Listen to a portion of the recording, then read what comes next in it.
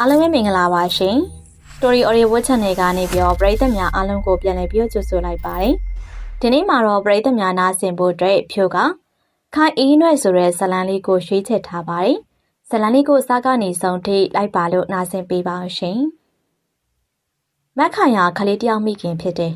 ။ထိုစည်းဟာသူ့အသက်မှာ35နှစ်။သူနဲ့ကျွန်တော်ကကြောင်နေပဲတငယ်ချင်းတွေဖြစ်တယ်။သူ့ကိုဝင်းအောင်နဲ့ပတ်သက်ပြီးမှသိရပေမဲ့မောင်နှမရင်းတွေလိုချစ်ခင်ကြတယ်။ဝင်းအောင်နဲ့မက်ခိုင်တို့ငယ်ရွယ်စဉ်မှာပင်အိမ်အောင်ပြုတ်လိုက်ကြတယ်။သူတို့ဟာ10တန်းမအောင်ကြ။ကျွန်တော်က10တန်းအောင်လာကြောင့်တက္ကသိုလ်သွားတက်နေစဉ်မှာသူတို့နှစ်ယောက်ခိုးပြေးကြတယ်။နောက်တော့လက်ထက်လိုက်ကြတယ်။ဝင်းအောင်ကဝက်ရှော့တစ်ခုမှအလုပ်လုပ်တယ်။သူကကားပြင်တက်တယ်။မက်ခိုင်ကတော့ဈေးထဲမှာအချုပ်ဆံလေးတစ်ဆိုင်ဖွင့်ထားတယ်။ကျွန်တော်တတိယနှစ်မှာဘကိုးကိုចောင်းပိတ်လို့အပြန်တည်င်းဆိုးကြလိုက်ရတယ်။ဝင်းအောင်တယောက်သူပြင်ပေးထားတဲ့ကားကိုဆန်ပေါင်းရင်တောင်ကိုလမ်းဘက်မှာကားတိုက်မှုဖြစ်တယ်။သူ့ကရက်ထားတဲ့တစ်လုံးကားကိုဝင်တိုက်ခြင်းဖြစ်ပြီးတော့သူလည်းပွဲချင်းပြီးတည်သွားရရှာတယ်။ကျွန်တော်ဝင်းအောင်ရက်လည်နေမှသာသူ့အိမ်ကိုရောက်နိုင်တော့တယ်။ဝင်းအောင်နဲ့မက်ခိုင်တို့မှာသမီးလေးတယောက်ကြံခဲ့တယ်။သမီးလေးရဲ့နာမည်ကအေးချမ်းမိုးကျွန်တော်ကြောင်းပြီးတော့ဆရာလုပ်ကိုဝင်လုပ်တယ်။မက်ခိုင်ရတနေ့ကျွန်တော်အိမ်ကိုရောက်လာတယ်။သူလာရင်ကိစ္စမှာ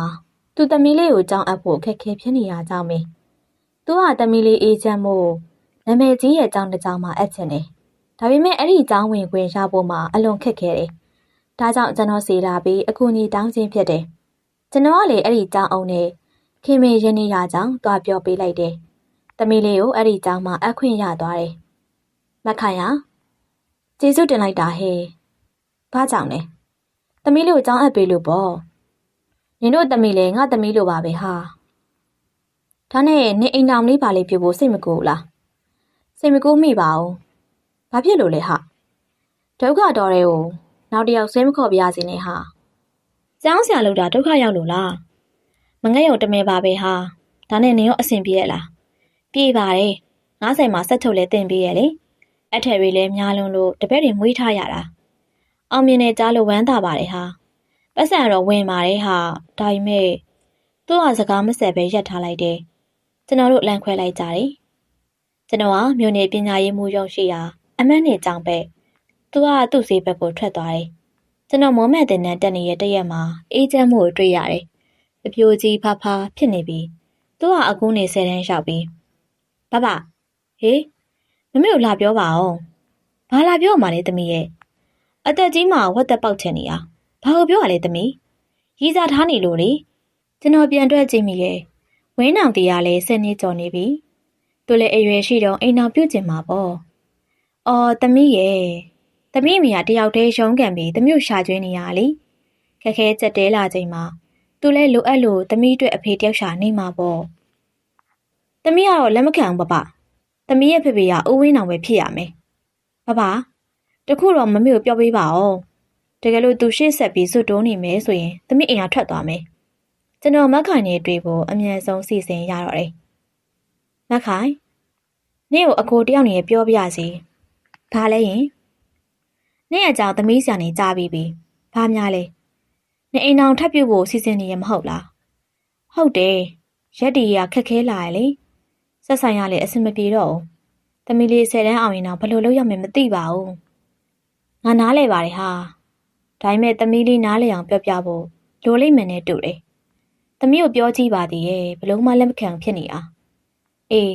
သူကနေအိမ်အောင်ထပ်ပြုတ်ရင်ထွက်သွားမယ်ကြီးပဲလုပ်နေတာ။အဲ့ဒါစွဲရင်လို့လာပြောရတာ။နင်တို့သမီးကငါသမီးပဲလေ။သူ့ကိုမဟုတ်တာတွေဆုံးဖြတ်လုပ်သွားမှစိုးရိမ်တယ်။ငါလည်းအဲ့ဒီသမီးကြောင့်ခတ်တယ်ဟာ